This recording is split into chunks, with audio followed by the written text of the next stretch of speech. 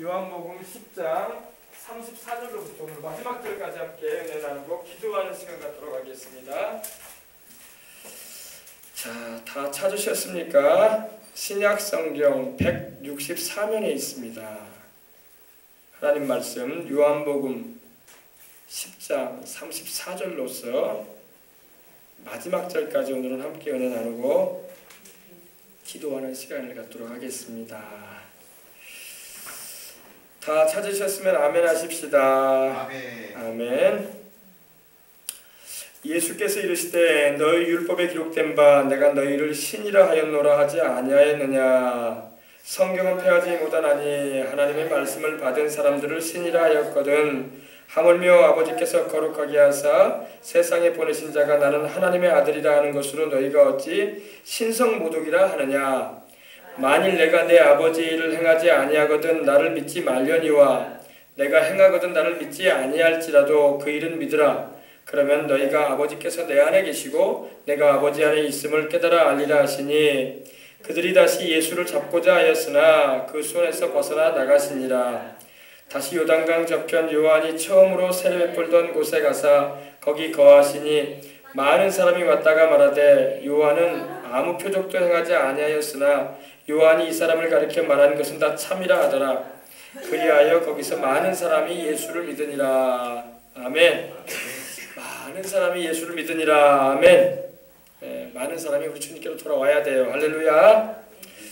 자, 오늘 34절을 보면 예수께서 이르시되 너희 율법에 기록된 바 내가 너희를 신이라 하였노라 하지 아니하였느냐. 우리 사람이 신이 아닌데 왜 하나님이 말씀을 통해서 우리를 향해서 신이라고 말씀하셨단 말인가 이렇게 의아심을 가질 때가 있습니다. 여러분, 사람은 사람이지 신이 아닙니다. 짐승도 짐승이지 신이 아니에요. 힌두교, 네팔이나 인도 지역에서 섬기는 이런 신들은요, 제가 듣기로 3억 4천의 신을 섬긴다고 하더라고요. 3억 4천. 34개도 아니고 340개도 아니고 3,400개도 아니고 3억 4천 개나 되는 그런 어마어마하게 많은 숫자의 신들을 섬긴다고 합니다. 네팔 이번에 지진이 난 네팔에도 보면은 힌두교를 섬기는 사람이 80%예요. 불교가 거기서 시작이 됐거든요. 히말라야 산맥의 네팔에 그쪽에서 불교가 이제 석가모니가 그쪽에서 득도를 했다고 하죠. 그래서 종교가 발생을 했는데 그 전에 이제 힌두교는 있었는데 80% 이상이 힌두교를 믿어요. 그리고 불교가 한 10%, 한 9% 정도. 그리고 나머지 이제 이슬람교나 우리 또 이제 복음이 들어가서 지금 이제 거의 뭐 많지가 않죠. 그런 가운데 거반 90% 이상이 우상을 섬기는 그러한 여러 신들이 있는 그런 곳입니다. 여러분, 여러 신들이라고 표현하니까 아이고 하나님 외에 다른 신들도 많나보다 이렇게 생각하면 안 됩니다. 하나님 외에 다른 신은 없습니다. 절대 이걸 알아야 돼요. 다 사람이 만들어내는 상상의 신들이고 또 귀신이 역사해가지고 짐승조차도 신으로 여기게끔 우리의 마음을 어둡게 만들어버린 거예요. 그래서 바울이 뭐라고 말했나 한번 보십시다. 로마서 1장 한번 펴주세요. 짐승을 섬기는 것이 성경에도 이게 나옵니다. 힌두교는 이 암소를 섬겨요. 암소. 소 있죠 여러분. 황소. 소를 최고의 신으로 여깁니다. 그래서 그 신당에 가면은요, 네팔의 그 신당이나 그런 신을 섬기는 곳에 가면요, 암소가 거기 살아있는 암소를 그 출입구에 놔둬요. 그럼 암소가 누워 있어. 아무도 안 건듭니다. 왜? 우리나라 같으면 한우 고기 먹으려고 애를 쓸 거야. 근데 거기는 소고기 안 잡아먹습니다. 왜? 신인데 어떻게 잡아먹어? 거기는요, 코끼리도 신으로 여겨요. 코끼리도. 인도 코끼리 여러분 알죠? 엄청 예쁘잖아요. 코끼리도 신으로 여기고 원숭이도 신으로 여기고 원숭이도. 여러분, 짐승은 신이 아닙니다. 사람이 우준해지고 미련해지면요, 짐승을 신으로 여기고 섬겨요.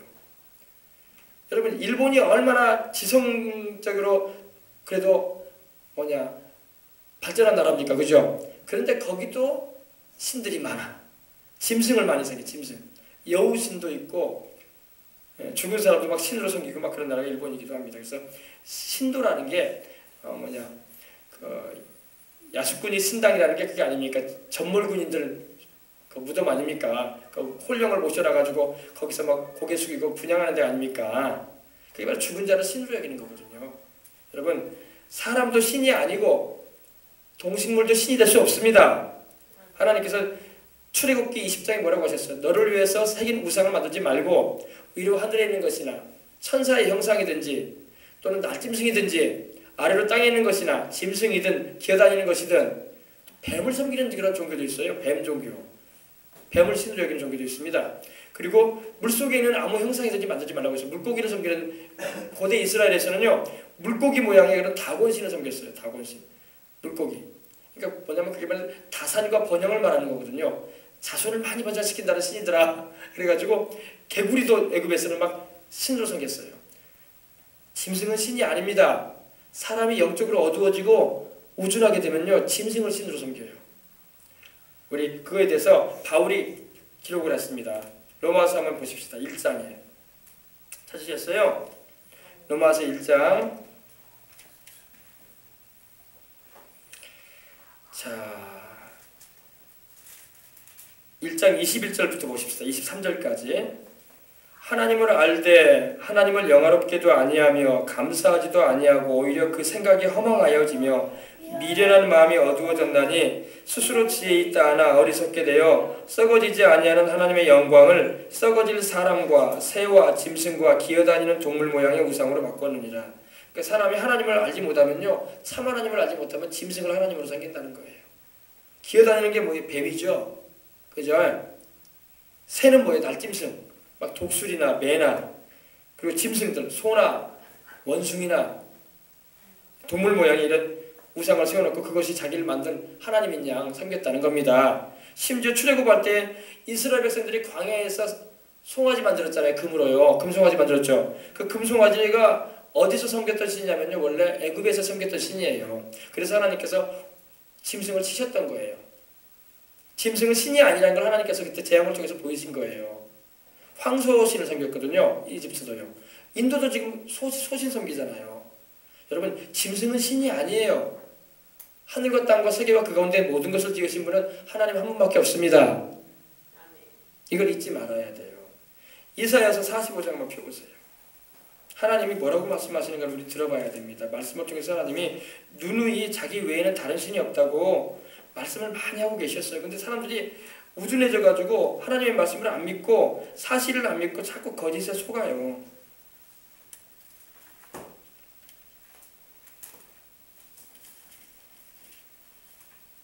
이사야서 45장 한번 보십시다.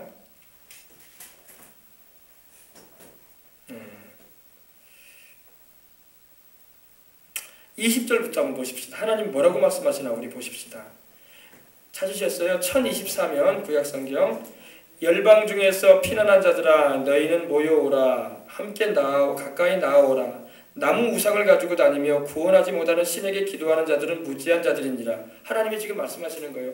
나무로 만든 우상, 그런 우상을 가지고 다닌다는 게, 옛날에는요 이 우상을요 이 드라빔이라고 해가지고 이렇게 손바닥만한 우상을 가지고 다녔어요. 요새 안 믿는 사람들이 부적지 지고 다니듯이 깎아 만들어가지고 도라루방 같이 이렇게 나무로 만들어가지고 그걸 가지고 다니면서 막 거기다 복을 빌고 그랬던 거예요. 나무 우상을 가지고 다니며 구원하지 못하는 신에게, 그것들이 우리를 구원해주지 못하거든요.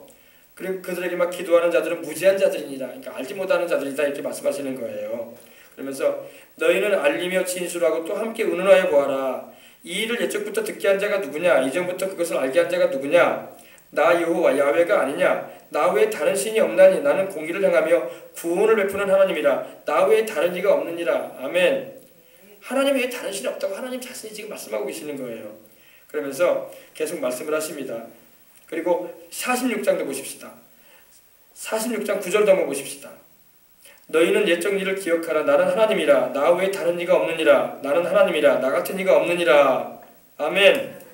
하나님만이 유일하시고 둘도 없는 구주이신 것입니다. 장래에 대해서 말씀하시는 분은 하나님밖에 없어요. 그 어떤 신도요 장래에 대해서 말을 못합니다. 왜? 하나님이 장래일은 감춰놓으셨기 때문에 아무도 몰라요. 오직 하나님의 성령께서 하나님의 깊은 것을 통달하심으로 우리에게 말씀을 통해서 이렇게 말씀을 하시는 것입니다. 알았어요? 그러므로 여러분 우상 앞에 절하거나 섬기면 안 되는 것입니다. 왜? 만약에 우상이 정말 신이고 정말 우리를 구원할 만한 존재라면 우리가 당연히 엎드려 절도하고 제사도 드리고 분향도 해야 되겠죠. 자식도 잘 되게 달라고도 해야 되겠고. 그러나 우상은 신이 아닙니다. 어떤 사람도 신이 될 수 없어요. 사람은 사람일 뿐입니다. 그래서 요즘은 세상에 있는 종교는요 다 사람을 신격화시켜서 만든 거예요. 그러나 여러분 우리 하나님은 영원전부터 계신 자존하에 계신 분이고 스스로 계신 분으로서 천지를 지으신 하나님이십니다. 세상에 그 어떤 신도 하늘과 땅을 지었다는 말을 하는 신은 없어요. 그냥 사람일 뿐이야. 사람을 신격화시켜서 섬길 뿐입니다. 오직 하나님만 섬기시는 저와 여러분이 되어야 할 줄 믿습니다. 그래서 나를 사랑하고 내 계명을 지키는 자에게는 내가 천대까지 은혜를 베푸느니라. 그러나 나를 미워하고 우상을 섬기고 그런 자에게는 내가 3, 4대까지 형벌을 내릴 거라고 말씀을 하신 것입니다. 아셨어요? 그럼 우리 34절 다시 보십시다. 예수께서 이르시되 너희 율법에 이룩된 바 내가 너희를 신이라 하였노라 하지 아니하였느냐. 이 신이라 하였노라 이 말의 의미는 뭐냐면요, 우리 예수님께서 우리를 향해서 너희도 신이다라고 말씀하신 그런 말이라는 의미가 아니라 우리가 하나님의 말씀을 받아서 전하는 자들이 되었기 때문에 신적인 권위를 가지고 간다 이 말입니다. 신의 권한을 대행하는 그런 위치에서 하나님을 섬길 수 있다 이런 의미예요. 아시겠어요? 그래서 35절에 그 말이 나옵니다. 성경은 폐하지 못하나니 하나님의 말씀을 받은 사람들을 신이라 하였거든. 여러분 구약 성경을 보면요 모세라는 인물이 나옵니다. 출애굽기 7장에 보게 되면요 모세에게 하나님께서 엄청난 권세를 주시는데 바로 왕 앞에서 그 당시 최고 권력자인 바로 왕 앞에서 마치 하나님처럼 말을 해요. 한번 찾아봅시다. 출애굽기 7장. 그래서 바로가 모세 앞에 떨어요. 그 최고 권력자가 일개 노인 80이 넘은 노인 앞에서 떨어요. 그리고 무서워합니다. 모세의 말을. 왜? 모세에게 주어진 말이 하나님의 말이기 때문입니다. 출애굽기 7장 한번 보십시다.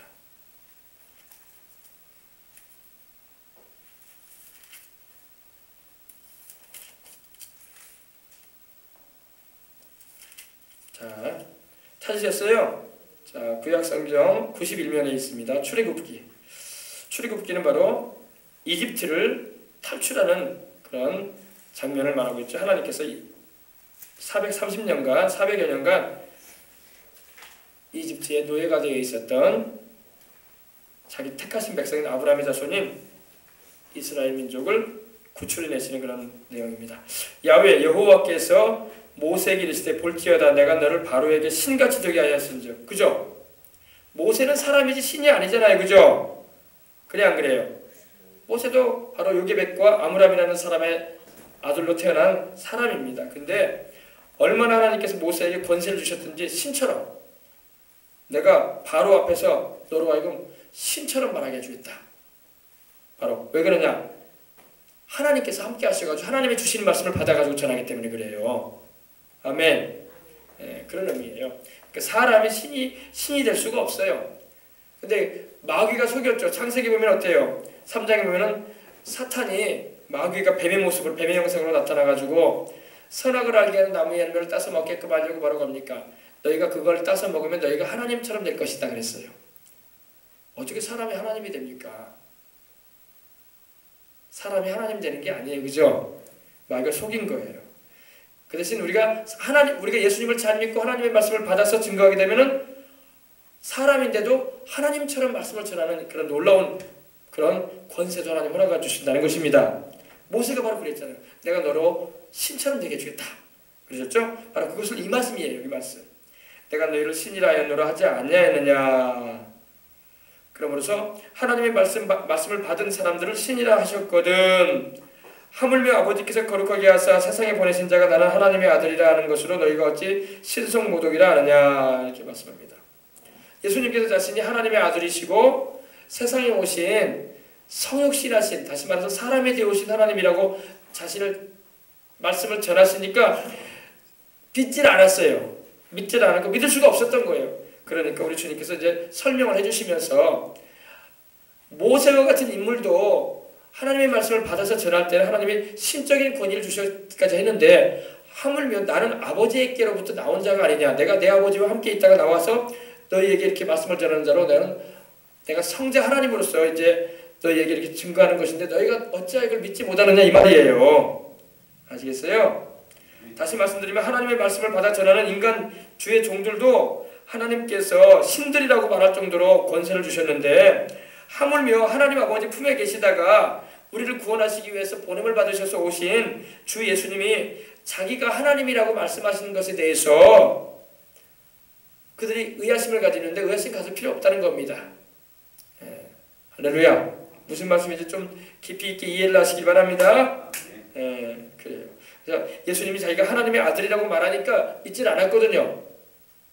지금도 이 이슬람인들은요, 예수님이 하나님의 아들이라고 우리가 증거하잖아요. 그럼 믿질 못해요. 하나님이 어떻게 아들이 있냐고. 하나님의 부인이 어디 있냐고. 아들이 있게. 그렇게 인간적으로 생각을 한단 말이에요. 그래서 이슬람인들은, 회교도들은요, 예수님이 하나님의 아들이라고 하면요, 하나님에게는 아들이 없대. 왜 하나님에게 왜 아들이 없어? 하나님과 함께 계시다가, 하나님 안에 계시다가 우리를 구원하기 위해서 세상에 오신 분이 예수님인데. 할렐루야.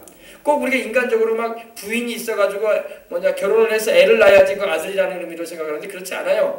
하나님 안에 계시다가 오신 분이 예수님이에요. 또 하나님과 예수 그리스도 안에 계시다가 우리에게 오신 분이 성령님이세요. 너무 간단한 얘기인데 너무 인간적인 생각만 하니까 이해를 못하는 거야. 아멘. 예수님은 하나님 아버지와 영원 전부터 함께 하신 성자 하나님으로서 하나님 안에 계시다가 우리를 구원하기 위해서 사람이 되어 오신 분인 것입니다. 구주가 되시려고. 할렐루야.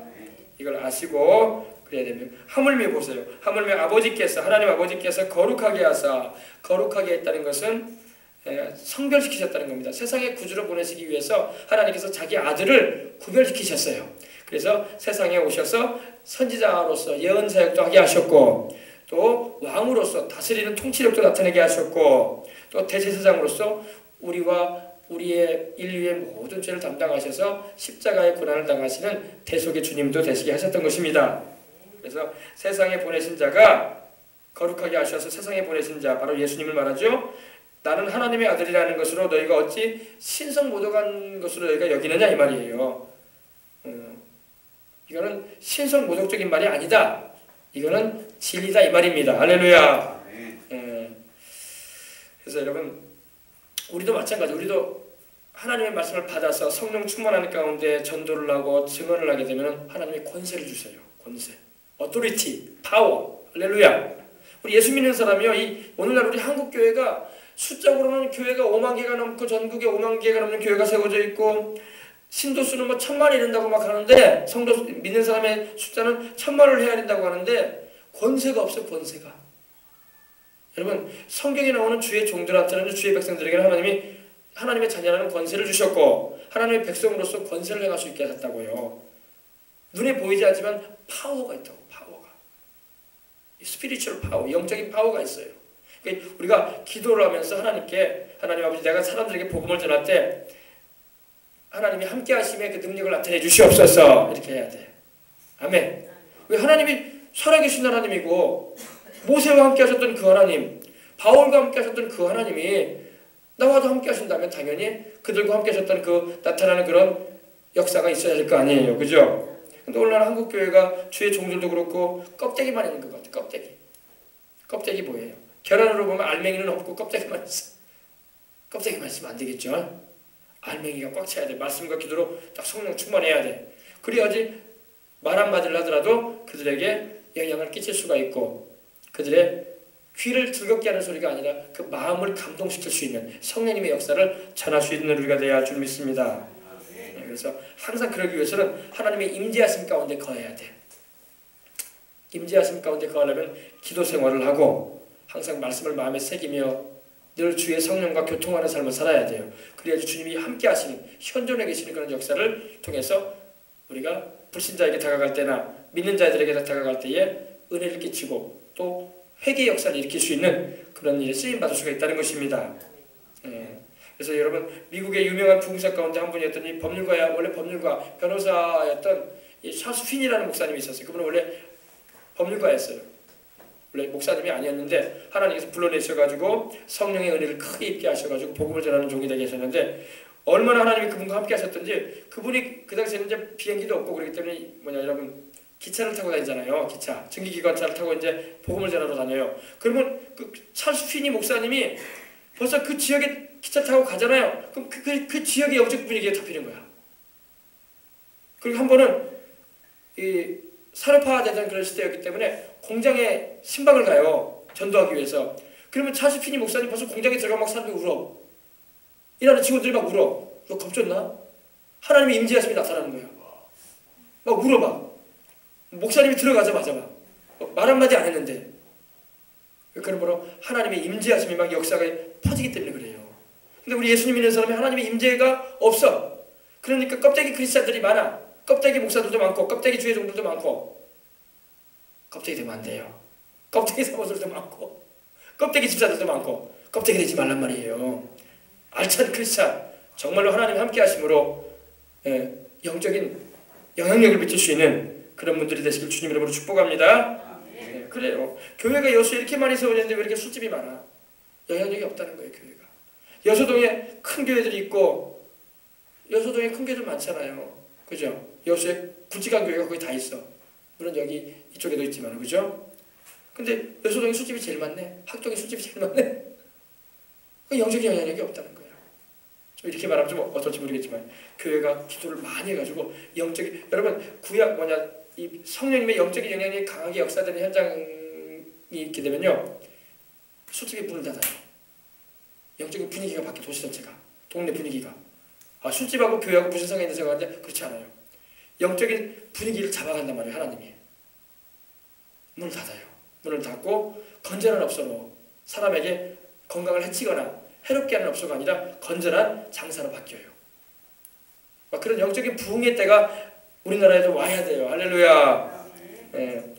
주일은 모든 업소들이 문을 닫고 다 하나님 경배하러 오고. 할렐루야.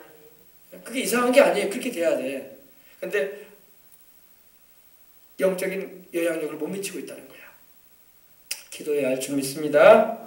그래서 성령님께서 임하시면요, 그런 누가 뭐라고 안 해도 막 교회로 달려오는 거야. 막 자기 죄가 깨달아지고 내가 이렇게 살면 나중에 영원한 멸망의 형벌을 받겠구나, 이런 마음에 그런 하나님의 감동하심이 막 임하는 거야. 그래서 막 주님을 찾고 막 누가 전도하지 않아도 막 교회로 달려오는 거야. 그게 바로 영적인 부흥이거든요. 그런 역사가 일어나도록 기도를 많이 해야 돼요. 실제적으로 그런 일들이 막 있어 왔었어요. 부흥의 현장들에는요. 그런 도시에는요. 그러므로 우리가 교회가 크든 작든 건물이 문제가 아니라 숫자가 문제가 아니라 기도할 때 하나님 역사하신다는 거예요. 그래서 여러분, 가정의 분위기도 마찬가지예요. 집안의 분위기도 기도로 잡아가야 돼.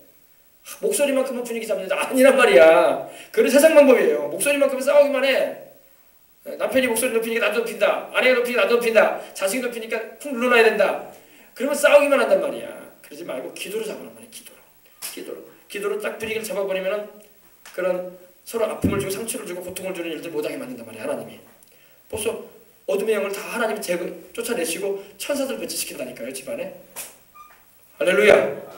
영적인 분위기를 잡아가야 돼. 영적인 분위기 잡아가기 위해서 어떻게 된다고요? 기도해야 돼.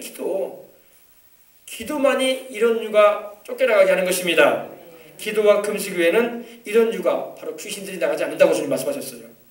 악한 영들을 내쫓기 위해서는 기도해야 돼. 악한 영들만 내쫓으면은 사람들의 마음이 쫙 바르게 돌아와요. 할렐루야. 그래서 여러분, 기도에 힘을 기울여야 돼. 집에 있든지 가정에 있든지 교회에 와서도 특별히 기도하고. 아셨죠? 기도해. 기도하는 크리스찬이 깨어있는 거야. 기도하는 크리스찬에게 하나님의 임재함이 나타나는 거예요. 많이 기도할수록 하나님의 임재를 더 많이 경험할 수 있어. 그래서 모세 같은 경우는 어때요? 출애굽기를 보면 십계명을 받으러 올라갈 때 어땠어요? 시내산에 올라가서 40일 동안 하나님과 함께 있었어. 물도 없고 먹을 것도 없는 곳에서. 여러분, 모세는요, 우리 주님도 그러셨지만 광야의 그 시내산에 올라가서 40일 동안 주야로 금식을 했어요. 거기는 물이 없어요. 먹을 것도 없습니다. 풀 하나 나무 하나 없는데 광야이기 때문에. 근데 거기서 하나님과 40일 동안 교통을 했어요. 도저히 인간적으로는 상상도 못할 일이죠. 음식을 안 먹고는 40일 동안 금식할 수 있는 경우는 있어요. 물 마셔야 되면 물 마시면서 할 수 있는데, 물도 안 먹고 금식하면 죽는단 말이에요, 사람이요. 근데 물도 안 먹었어요. 주님도 물도 안 드시고, 모세도 구약에 하나님 섬길 때 물 안 먹고 음식도 안 먹고 시내산에서 십계명 돌파를 받을 때까지 바다가 내려오기까지 금식한 걸 믿으시기 바랍니다. 그렇게 하나님의 임재 가운데 거하고 내려오니까 모세에게 사람들이 막 두려워서 접근을 못했어. 왜? 모세의 얼굴에서 빛이 막 확 났거든요. 그리고 모세를 막 두려워했어요. 하나님이 함께 하셨기 때문에. 할렐루야. 우리도 그렇게까지는 못해도 매사에 기도해서 주님이 함께 해주시라고, 임마누엘의 축복을 주시라고 기도하시길 주 이름으로 축복합니다. 그래서 교회도 주님이 함께 하시는 교회가 진짜 교회고, 가정도 주님이 함께 하시는 가정이 축복된 가정이고, 우리 개인적인 신앙도 주님이 함께 하시는 성도가 진짜 성도예요. 아시겠어요? 네. 자, 보십시다. 만일 내가 내 아버지의 일을 행하지 아니하거든 나를 믿지 말려니와.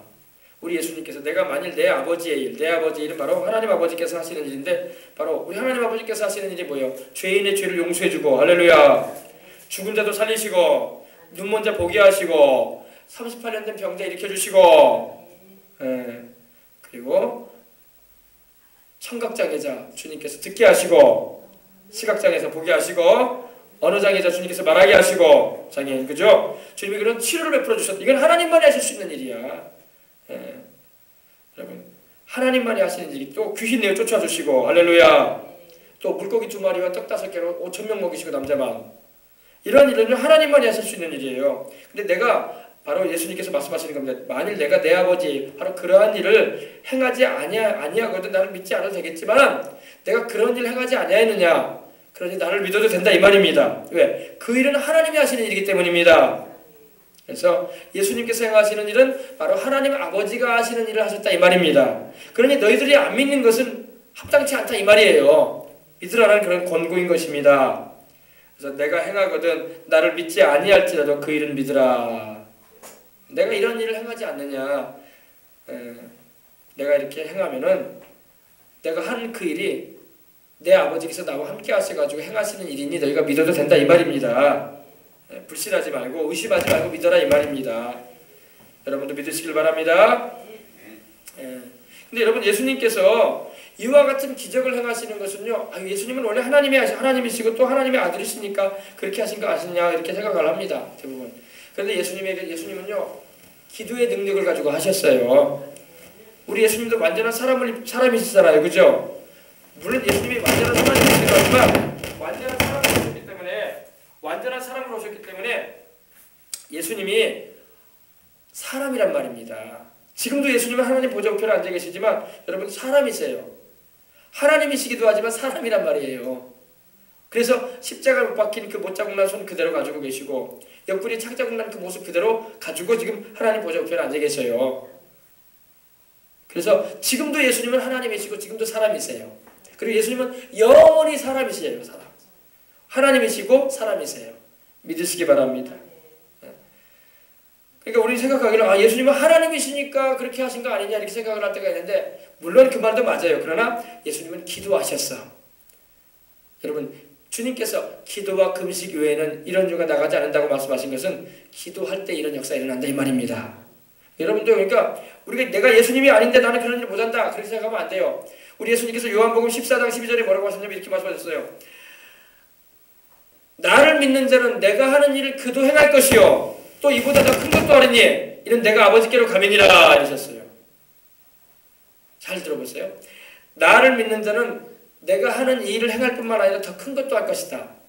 내가 아버지께로 간다. 이게 뭐냐면 내가 성령 보내줄 것이다. 성령이 너희에게 임하여 함께 하시면 내가 한 것보다 더 큰 것도 할 것이다. 아멘. 그러므로 오늘날도 우리가 예수님을 잘 믿고 주님이 보내주시는 성령을 충만히 받아서 살게 되면 우리도 귀신 쫓아내고, 우리도 병든 자에게 손 얹어 낫게 하고, 우리도 하나님의 행하시는 기적의 도구로 쓰임받을 수 있다는 거예요. 아멘. 이 말이야, 이 말이야. 한번 찾아보세요. 요한복음 14장 12절. 제가 지금 여러분에게 말한 게 14장 12절에 나와요. 그래서 여러분, 성령님을 항상 모시고 사는 게 그렇게 중요한 거야. 다음 주일 성령 강림 주일인데, 제가 지난주도 그렇고 지지난주도 그렇고 계속 성령님에 관해서 여러분에게 지금 전하고 있어요. 그죠? 성령님의 역사가 있기 때문에 우리 예수님을 믿는 것이 종교가 아니라 실제 역사라는 것입니다. 아셨어요? 12절 보십시오. 내가 진실로 진실로 너희에게 이르노니 진짜로 진짜로 사실 그대로 정말로 정말로 너희에게 이른다. 나를 믿는 자는 내가 하는 일을 그도 할 것이다. 아멘. 내가 하는 일이 뭐예요? 우리 예수님께서 죄인들을 용서하시고 병든 자를 고쳐주시고 귀신을 내어쫓고 절른 발을 걷게 하시고 눈먼 자 보게 하시고 듣지 못하는 자 듣게 하시고 할렐루야. 38년대 병자도 일으키시고 그러셨잖아요. 나를 믿는 자는 내가 하는 일을 그도 할 것이다. 그 사람도 역시 할 것이다 이 말이에요. 카케이노스라고 이게 헬라어가 들어가 있는데 그 사람도 역시 할 것이다. 또한 그보다 큰 일도 할 것이다. 큰 일이 뭐예요? 큰 일이 우리 주님께서 당시에 하지 않으셨던 일도 성령님이 오시면 그 일도 가능하게 하시겠다는 겁니다. 이는 내가 아버지께로 갑니다. 왜? 이제 예수님이 아버지 하나님께로 천국으로 가시게 되고 하나님 우편에 계시게 되면 예수님이 아버지께 성령 받으셔가지고 우리에게 주겠다는 겁니다. 그럼 예수님과 함께 있었던 그 성령님의 역사가 우리에게도 동일하게 나타날 거라는 겁니다. 그래서 우리가 지금 성령 받았잖아요. 성령 받아서 예수님을 주로 부르고 하나님을 아버지를 모시고 살고 있잖아요. 이제는 이제 내주하실 뿐만 아니라 능력으로 임하셔서 우리 예수님께서 누가복음 24장 49절에 말씀하기를 너희는 예루살렘을 떠나지 말고 내 아버지의 약속하신 것을 기다리라 이러셨잖아요. 그죠?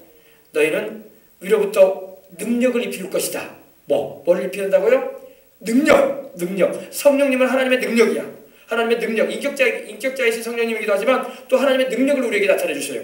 그 전능하신 능력.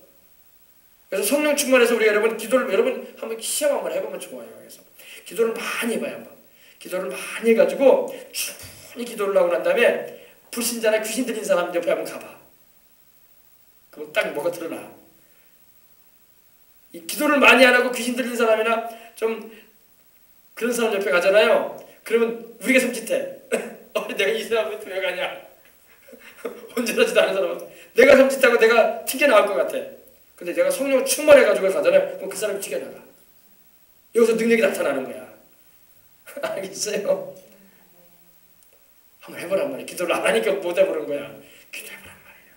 기도를 많이 해보란 말이에요. 기도를 많이 하고 하나님의 성령을 충만히 받아가지고 한번 그런 귀신 들려 있거나 무당이나 그런 사람이 지나가면 같이 옆에 가봐.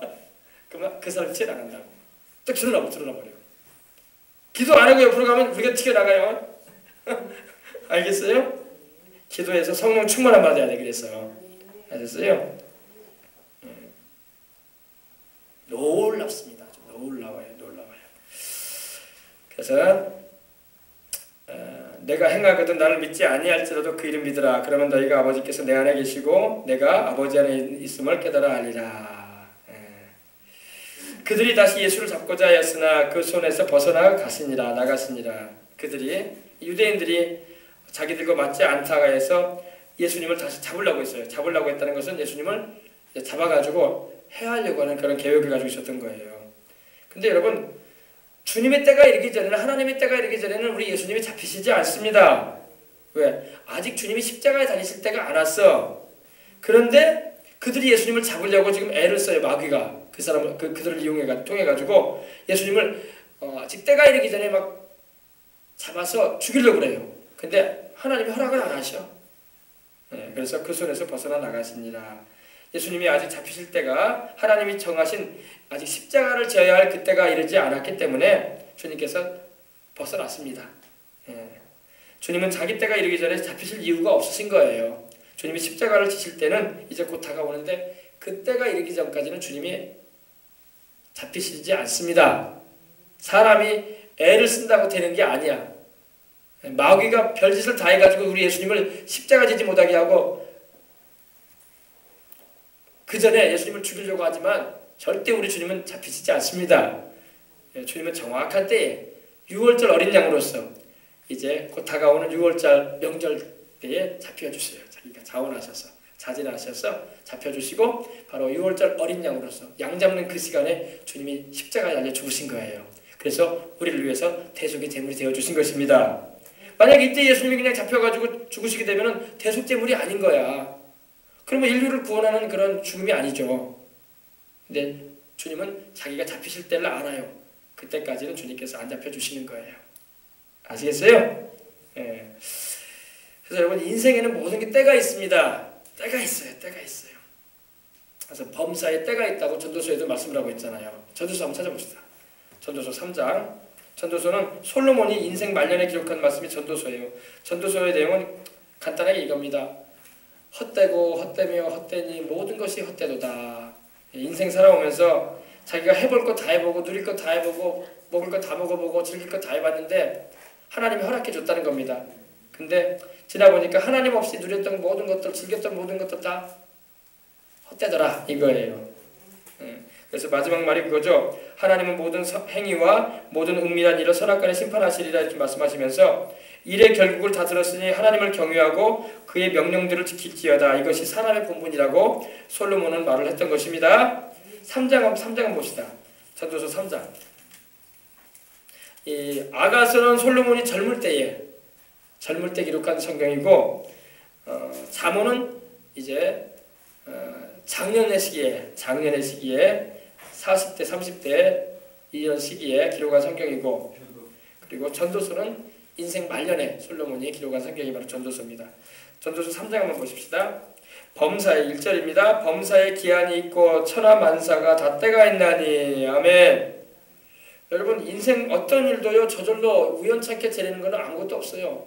예수님을 안 믿고 하나님의 말씀을 모르니까 우연찮게 모든 일들이 일어난다 생각하는 건데 그렇지 않아요. 모든 게 하나님의 뜻 가운데서 일어납니다. 아셨어요? 하나님이 우리 인생의 모든 일들을요 저절로 일어나게 만들지 않으셨어요. 하나님이 다 계획 가운데 그 뜻하신 가운데 아주 작은 일로부터 시작해서 큰 일에 이르기까지 하나님께서 그 뜻대로, 이걸 우리는 섭리라고 하는데 하나님께서 행하시는 일입니다. 범사의 기한이 있고, 범사라는 건 모든 일이죠. 모든 일에 기한이 있다, 때가 있다 이 말입니다. 천하만사가 다 때가 있나니. 하늘 아래에 있는 모든 만 가지 일들이 다 때가 있다 이 말입니다. 날 때가 있고 죽을 때가 있으며, 심을 때가 있고 심은 것을 뽑을 때가 있으며. 할렐루야. 사람이 태어날 때가 있으면 또 하나님이 부르시면 또 세상을 떠날 때가 있잖아요. 그죠? 그래서 날 때가 있다 이 말입니다. 사람이 태어날 때가 있으면 또 죽을 때도 있다. 심을 때가 있으면 심은 것을 뽑을 때가 있다. 지금 한참 많이 심어요, 그죠? 밭에다가 또 봄이 돼서 모두 내고, 그죠? 고추도 심고, 뭐 토마토도 심고, 호박도 심고 막 그러죠? 이제 심을 때예요, 지금 봄철에. 또 심은 것을 뽑을 때도 또 있죠, 그죠? 가을 들녘 되면 또 뽑잖아요. 고구마도 뽑고, 감자도 뽑고, 그죠? 또 죽일 때가 있고 치료할 때가 있으며 헐 때가 있고 세울 때도 있다. 여러분, 하나님이 허락해야지 죽음도 다가오는 거예요. 하나님이 허락 안 하면요 죽지도 못해 사람이. 그리고 하나님이 허락해야지 치료도 허락되는 거고 병도 낫는 거예요. 할렐루야. 그럼 우리 인생의 모든 생사복을 누가 주관하시느냐? 살아계신 하나님이 다 주장을 해요. 우리는 막 의사가 나를 살리고 죽이고 이렇게 생각하고 약사가 약을 통해서 나를 살리고 죽인다고 생각하는데 그렇지 않아요. 하나님이 다 하십니다. 생사화복. 살고 죽고 화를 당하고 또 복을 받는 거, 이 모든 거 다 주님이 주장하십니다. 헐 때가 있고 세울 때가 있습니다. 여러분, 건물도 그렇지 않습니까? 건물도 노후된 건물 헐어버릴 때가 있잖아요. 그리고 또 새로 지을 때가 있어요, 그죠? 여기 보니까 이번에 우리 신기동에도 또 목욕탕 하나 짓는다고 하더라고요. 여러분, 웅천에다가 좀 하나 지으면 좋을 텐데 거기 못 지은 게 이쪽에 남아 짓는 것 같아요. 여기 우리 우림필류 앞에다가 목욕탕 하나 세워진다고 하더라고요. 한번 가보시기 바랍니다. 그 보세요. 헐 때가 있고 세울 때가 있으며 울 때가 있고 또 웃을 때도 있다 이 말이에요, 그죠? 모든 게 때가 있다. 우리가 슬퍼가지고 울 때도 있어요. 근데 또 웃을 때도 있다 이겁니다. 슬퍼할 때가 있고 춤출 때도 있다. 돌을 던져버릴 때가 있고 돌을 거둬들 때가 있으며 안을 때가 있고 안는 일을 멀리할 때가 있으며 찾을 때가 있고 잃을 때가 있고 지킬 때가 있고 버릴 때가 있으며 찢을 때가 있고 꿰맬 때가 있으며 잠잠할 때가 있고 말할 때가 있으며 사랑할 때가 있고 미워할 때가 있으며 전쟁할 때가 있고 평화할 때가 있느니라. 그죠? 만사의 때가 있다 이겁니다. 그러므로 때를 따라 하나님께 은혜를 구하시길 바랍니다. 우리는 때를 따라 하나님께 기도를 해야 돼. 때를 따라 모든 일에 하나님이 주장하심을 알고 하나님의 때가 이르기를 원합니다. 우리 가정에도 하나님의 때가 이르러서 모두 다 구원을 받고 하나님의 자녀가 되고 하나님의 은혜를 입고 살기를 원합니다. 할렐루야. 모두가 건강하고 하나님의 은총을 입어서 평안한 가운데 인생을 살다가 주님 부르실 때 평안한 가운데 가게 하시옵소서. 이게 다 기도가 되는 거예요. 다 때가 있다는 거. 여러분 만사의 모든 일을 주장하시는 분이 누구라고요? 하나님. 하나님이시니까 하나님께 여러분의 모든 마음의 고민과 문제와 괴로움과 염려를 다 맡기고 때를 따라 역사하시는 하나님을 기다리시기 바랍니다. 주님도 보세요. 때가 안 됐기 때문에 십자가를 지실 때가 안 됐기 때문에 잡히시지 않잖아요. 때가 되면 주님이 잡혀주셔요. 주님께서 힘이 없어서 잡혀주는 게 아니라 누가 감히 우리 주님을 잡겠습니까? 하나님의 아들을. 그죠? 그러면 이제 주님이 십자가를 지심으로 우리 인류를 구원하실 때가 이제 다가오기 때문에 잡혀주신 거예요. 결박도 당해주시고 십자가에 못 박혀주시기도 하셨던 것입니다. 그래서 때를 따라 역사하시는 하나님이시니까 지금 만사가 내 마음대로 되는 것 같지 않다고 해서 너무 괴로워하거나 상심해하지 말고 하나님의 때가 이를 것이다. 하나님의 때가 이를 것이다. 할렐루야. 그 때가 가까이 다가온다. 믿음을 가지고 기도하길 쉬지 마시기 바랍니다. 그러면 이제 그때 가면 알아요. 드디어 이제 하나님의 때가 와서 내가 마음에 그렇게 그려보았던 그런 행복과 은혜가 이렇게 임했구나. 감사합니다. 하면서 주님을 더 잘 섬겨야 할 줄 믿습니다. 그래요. 40절 보십시다. 다시 요단강 저편 요한이 처음으로 세례 베풀던 곳에 가서 거기 거하시니. 그래서 우리 주님께서 다시금 이제 요단강 저편 침례 요한이 처음으로 침례를 베풀던 곳에 가셔서 거기서 거하시게 됩니다. 침례 요한이 물로 세례 베풀었죠, 그죠? 회개를 외치면서 회개하라, 천국이 가까웠느니라. 그렇죠. 그러면서 그 유대의 그런 죄인들을 향해서 관원들을 향해서 꾸짖었죠. 독사의 자식들아, 누가 너희를 임박한 진노에서 피하라고 하더냐? 회개하고 죄사함을 받아라. 그렇죠. 그리고 회개의 열매를 맺어서 하나님의 심판을 면하도록 해라. 이렇게 외쳤어요. 아주 그냥 날카롭게 복음을 외쳤던 사람이 바로 침례 요한입니다. 이 침례 요한은요, 우리 주님께서 말씀하시기를 여자가 낳은 자 중에서 가장 위대한 자라고 했어요. 여러분, 우리는 구약에 나오는 위대한 인물 가운데 다윗도 있고 모세도 있고 엘리야도 있는데, 근데 예수님 말씀하기를 그들이 여자가 낳은 자 중에서 가장 큰 자라고 말씀하지 않으시고 침례 요한이 가장 큰 자라고 했어요. 왜? 침례 요한은 바로 우리 주님을 바로 앞장에 세워서 우리 주님을 위해서 바로 앞잡이로서 주님의 길잡이로서 역할을 했기 때문입니다. 할렐루야. 침례 요한이 나중에 이제 헤롯 왕에게 목이 베어서 순교를 합니다. 천국에 갑니다.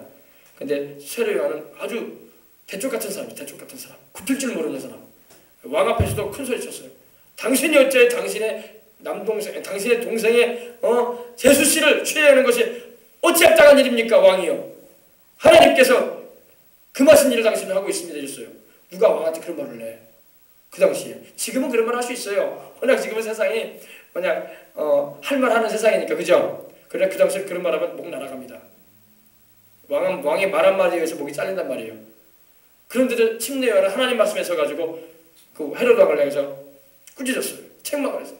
당신이 어째요? 당신의 동생의 빌립의, 당신 동생인 빌립의 아내를 취해가지고, 제수 씨를 취해가지고 살고 있느냐?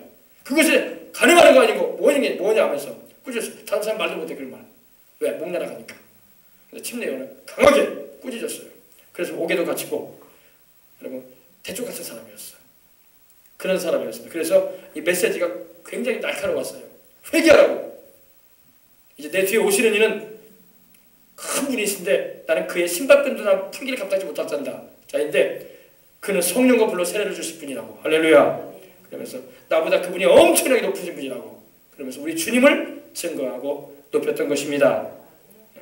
그래서 주님께로 사람들이 가는 걸 우리 침례 요한은 너무너무 좋아했어. 너희가 마땅히 자기 제자들 향해서도 너희가 마땅히 따르고 섬겨야 할 분은 저분이다. 저분을 따라가거라. 자기 제자들한테도.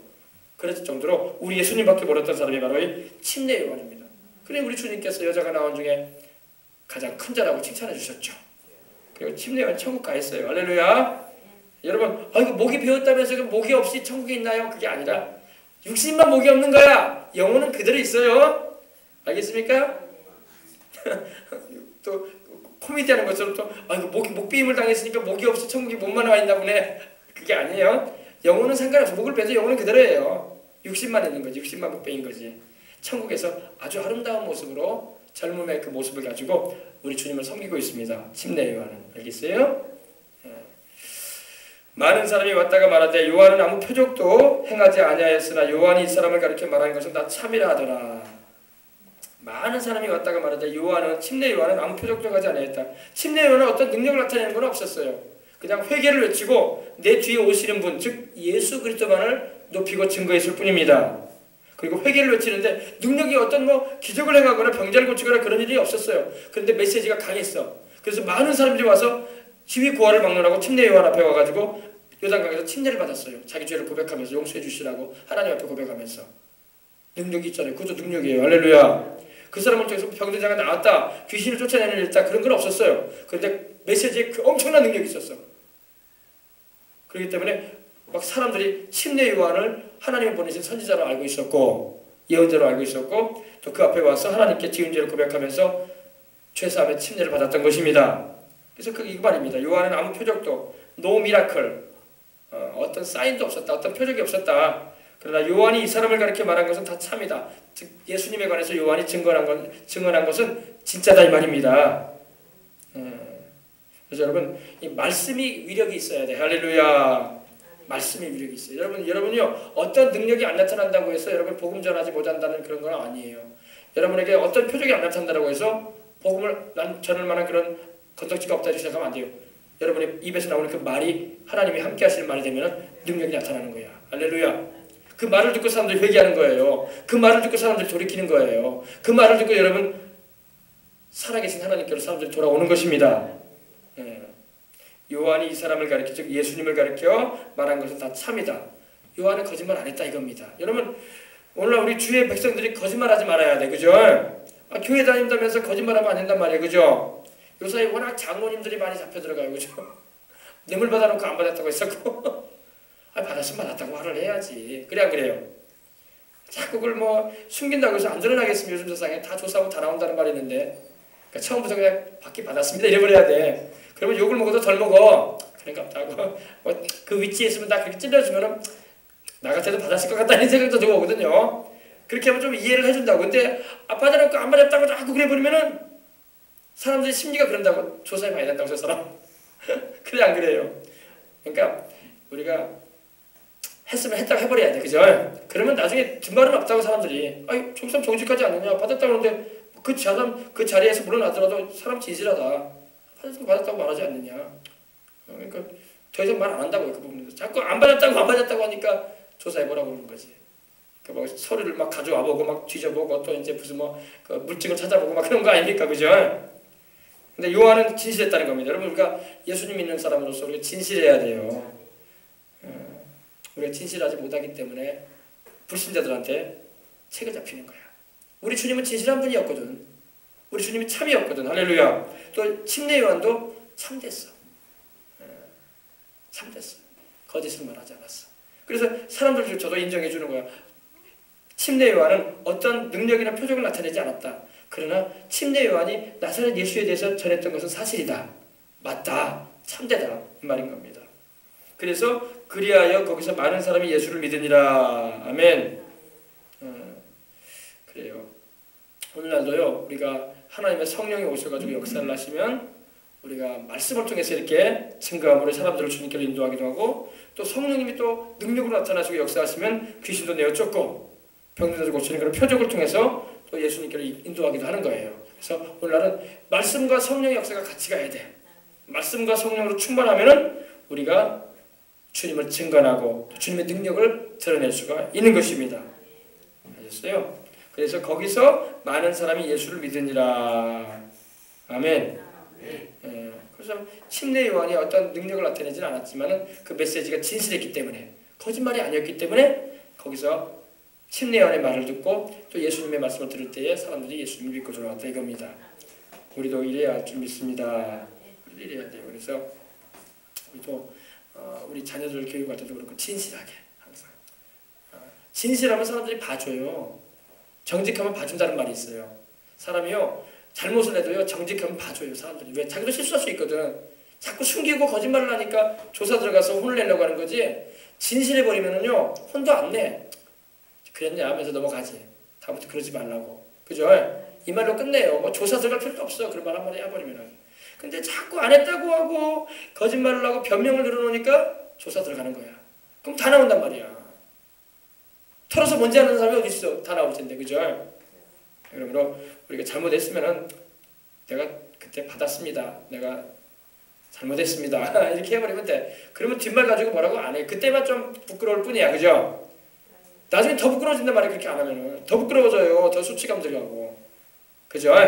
그래서 우리 스스로도 하나님 앞에서, 근데 우리가 사람 앞에서 진실하기가 쉽지가 않을 때가 많아요. 근데 우리가 하나님 앞에서 자꾸 기도를 많이 해야 돼. 하나님 진실하게 하여 주시옵소서.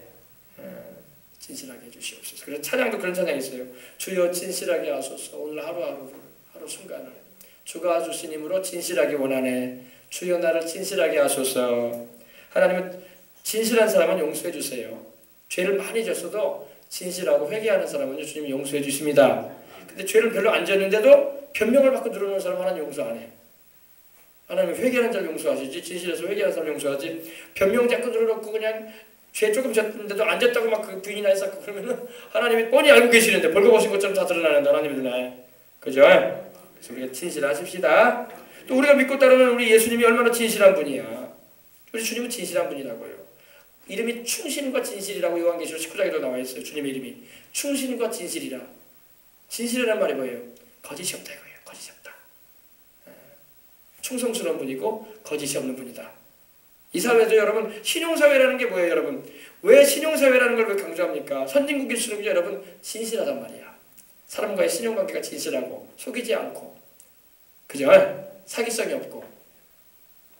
그래서 진실해야 할 줄 믿습니다. 우리 진실하십시다. 하나님은요 다윗이 진실했기 때문에 하나님이 다윗을 용서하셨어요. 다윗이 엄청난 죄 졌잖아요. 자기 충성된 신하의 아내를 겁탈하지 않나. 나중에 그거 감추려고 자기 그 사람 죽이라고 명령까지 내리고 얼마나 못된 짓을 했어요. 그죠? 그러나 죄를 지적받았을 때 어땠어요? 변명 안 했어요. 잘못했습니다. 그랬어요. 잘못했습니다. 내가 잘못했습니다. 왕의 위치에서 그 말하기는 쉽지가 않아요. 여러분 오늘 보세요. 여러분 김정은 보세요. 자기 위치 지키려고 자기 밑에 있는 장군들 다 죽이잖아요. 고사포로 죽였다고 하더라고요. 고사포가 뭔지 아세요 여러분? 1분에 1200발 쏘는 거예요. 1200발. 1분 동안에 총알이 1200발이 나가는 거예요. 그 총으로 막 쏴버렸다는 겁니다. 공개 제거시켰다는 거예요. 무시무시합니다. 여러분.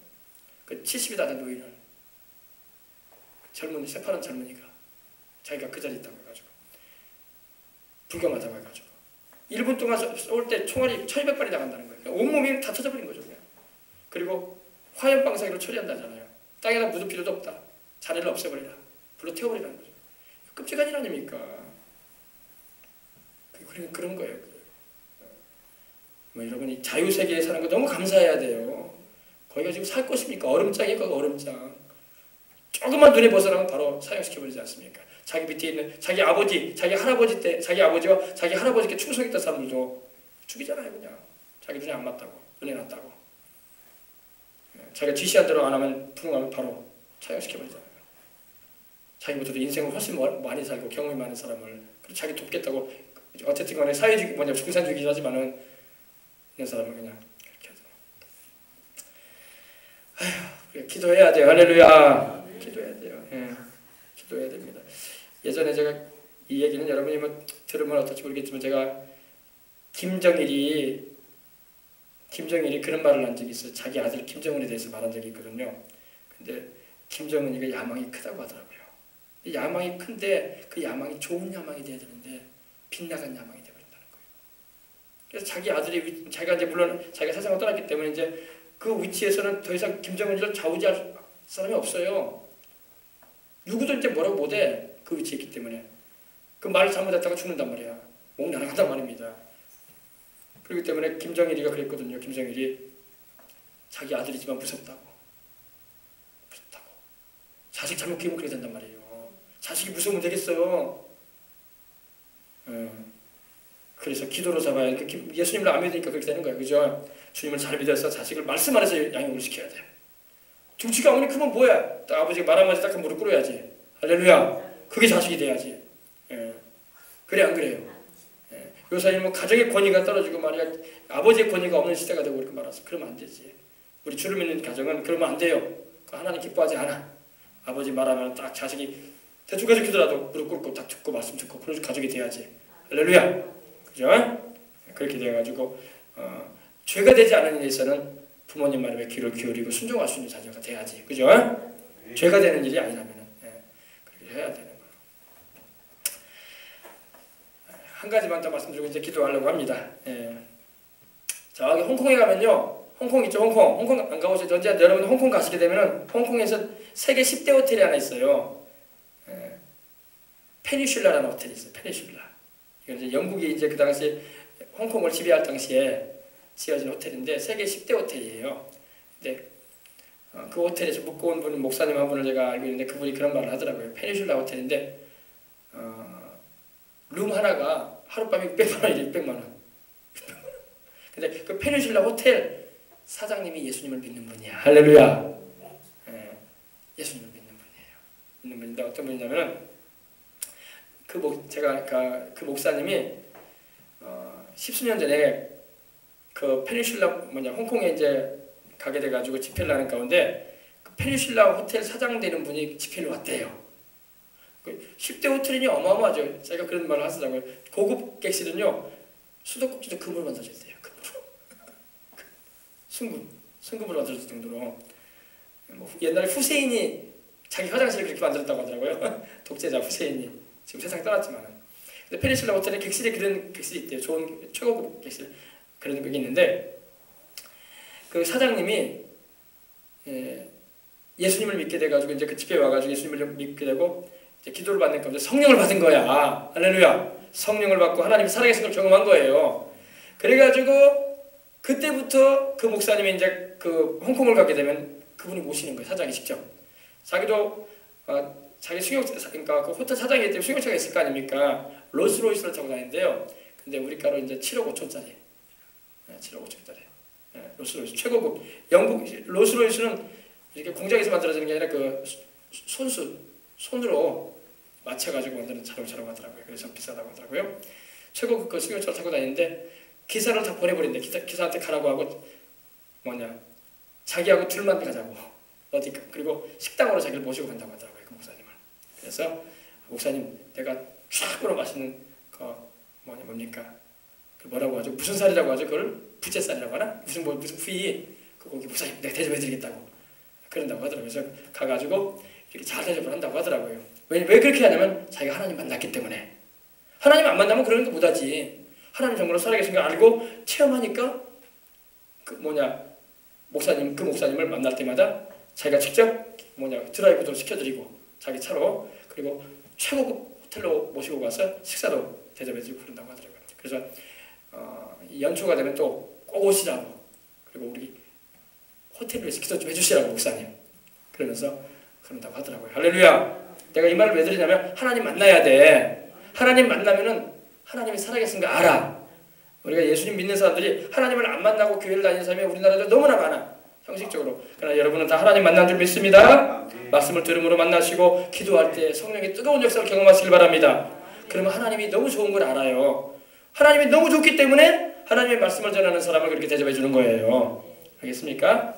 그래서 그런 얘기를 하더라고요. 그래서 그렇구나 정말 어쨌든 그러면서 자기는 그런 얘기, 그 목사님 그래요. 그러면 그 목사님이 그런 거 얻어먹으려고 거기 홍콩 가느냐? 자기는 그러지 않는다는 거예요.